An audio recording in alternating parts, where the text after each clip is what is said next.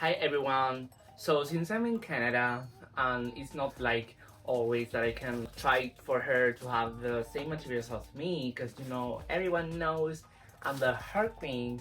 I'm just kidding. I really wanted to make her a kit so she could use so I could make sure she's using the proper materials because I've seen some things and I didn't like some things because she knows how to make wigs. Like she knows the techniques, she knows how to do the hair, but I think some of the materials could be improved, at least in my eyes. So what we're going to do is kind of like a game. Rosie is going to be, even though she already knows what's in this bag, she's going to be taking some things and I'm going to be explaining a little bit of why I think this is a great material for making wigs. Yeah, So, like rather than whatever I'm using. Yeah. So we can all learn, but if she ends up liking a different thing, it's okay too. Okay, It's not okay. I'm just trying to read her in a soft way. Gently read. It's like a child reading children's books.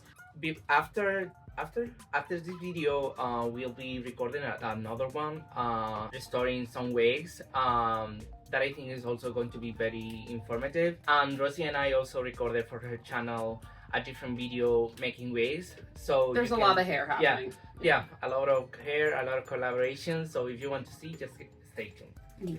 Anyways, you can start. Don't start with the big ones. Just okay.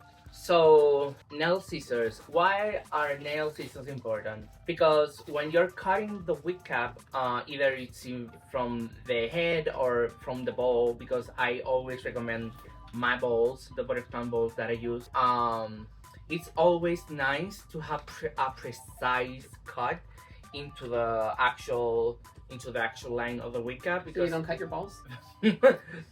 not only that, because if you use a bigger scissor, you can left some crispy ends, and that can probably make the wig cap breaks a little bit whenever you're putting it on the doll, or maybe on a bigger head or something like that. So it's always nice to have this. I do highly recommend them. I feel like the price is right. Okay. You know what I mean? Like I'm giving game show over here. Okay, second thing. I bought some things from Amazon. Some are not the right size, but I'm going to explain. Clear elastics are perfect for hairstyles like buns or like pigtails and stuff. If you could get ones that are like half of this or a bit less or a bit more, those would be amazing.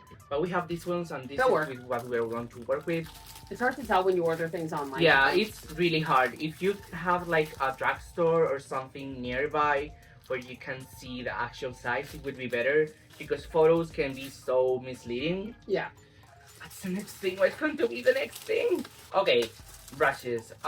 So in this case, the brushes are really important to make really precise lines in the wig cap, or even if you do wefts. I think it's really important. If you you can be messy making wigs, because I'm messy making wigs. Like, I glue the hair directly. I'm messy doing everything, so there's no way to make anything precise. But if the hair that you glue is in a straight line, if you see that there's some hair bits being longer, you can always get the scissors and cut them, and you still have that straight line that you can push with your finger. You will see in the video that we recorded how we glue hair and stuff. Yeah, I mean, previously I was using like a silicone tool for my wigs, and Pablo was like, I got the side eye pretty hard for that. You will see in the video, actually. Yeah, a lot of side eyeing. Okay, so second tip. So what would be amazing is to have like brushes this size, but also like these and this and this, depending on if you are making an MSD, an SD, or like 1/6. And also if you're doing the pottings and stuff, you may want like a smaller brush to be more precise. So maybe you can start doing the white glue with this one, and then finish the power line with this one, and things like that. So it's always nice to have a brush set. Yeah, exactly. Cool. I also, when I needed to find a brush for Pablo, he found one that my kids had stolen. Yeah. And he had to wash it, and it was still not great. It was great. I was like, you will see the wigs that we were able to make, and they look amazing. Yeah, they came out pretty good. Okay, so a razor. My favorite one would be one that looks like a brush that you just would put two blazers. Is it called? Yeah, like the razor blades. Yes, yeah. you would put two razor blades, and when they're done, you would just change them. But we have not seen them in Canada. So I got her some of these. She already had this, so yeah, these are nicer than the ones I was using though. The ones I have are like. It's just a matter of that the blade, and like after some time or some usage, it start making the cuts a bit more harsh. Yeah, it's not as sharp, so it. Yeah, so it's nice to be changing them. So at least for now, those are going to be working really well for you. Yeah, these are good just to cut hair, whatever fiber you're using, or to like make bangs, something like that, because you can like make layers in a way. If it's in Spanish. Yeah. Oh, perfilador de belleza para cejas. I thought that was Spanish. There's Spanish, but there's no French. Okay, second set of like these ones are also big. They're smaller than the other ones though. They're thinner. Yeah, these are good because I use the black ones. Whenever I'm making the wig cap, I prefer to use the black ones instead of the clear ones, because that way I have even though the clear ones also work, of course. So you can see better. Yeah, you can see where you have to cut the line and stuff. And maybe for like black, for hairstyles that you use like black or something like that also work. These are a nice size. Yeah. I normally use them as slightly smaller, but these are great. And you have time, and I think you're going to make a great use of this. Oh, really important, really important.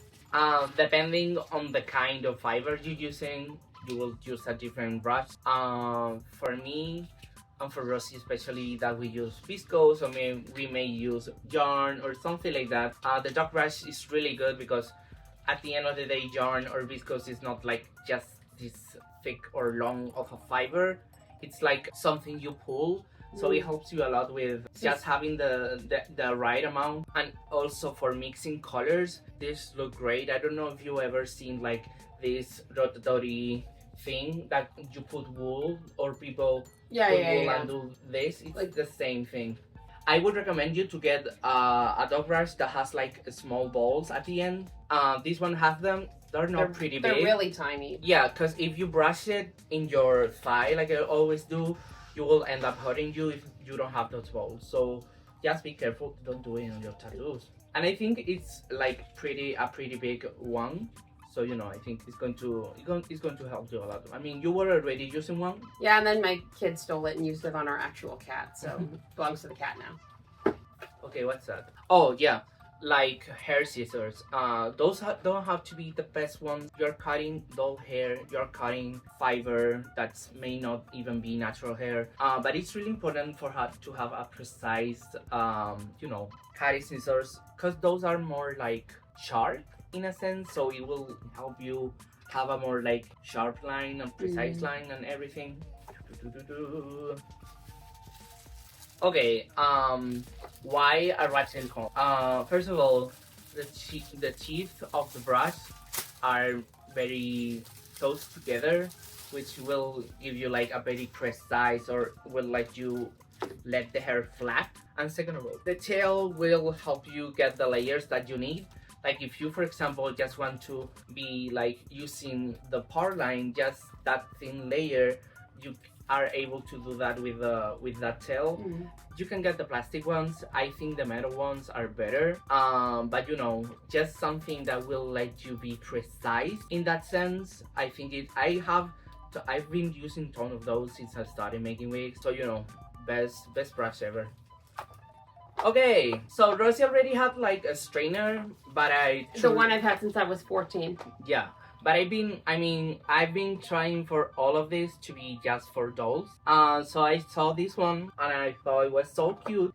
It's pink. It is pink. It's really similar to the one I have, and I thought it was really cute. You can also like do the temper thing and stuff, and it was really well priced. So like, don't think that I spent too much on any of this. I think it's cute. I cannot wait to try it, to be honest. Yeah, it's gonna be good. It has auto shut off for peace of mind. Because I have ADHD and I'm always afraid to leave things on.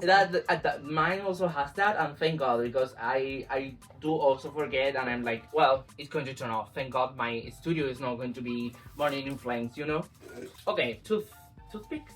These say cocktail skewers, but yeah, it's like a skewer basically. Yeah, so I would normally use ones that are a bit long, that are like double longer maybe, but these are the ones that I saw in the store. And the reason why is because I use the bowls, and you already have some bowls that it brought you. Especially for tinies, I think this would be a really good size. Yeah, something that's stable. I like this at the bottom so exactly. I can hold it. So the reason why I prefer the ones that have this like straight or plain, is it plain? Yeah, plain bottom, is because you can lay it on the table and it's not going to be turning around everywhere. Yes. Yeah. So it's like really nice in that sense. Definitely. Wow, amazing. Wow. Okay, so something really important is something like a very fundamental thing that I use for wigs is a curling wand. Not only for curling the hair, it comes with a lot of things that you will not use. I can guarantee you, this is exactly the first one I ever had that they don't even sell in Spain anymore. They don't. This is the first one I got.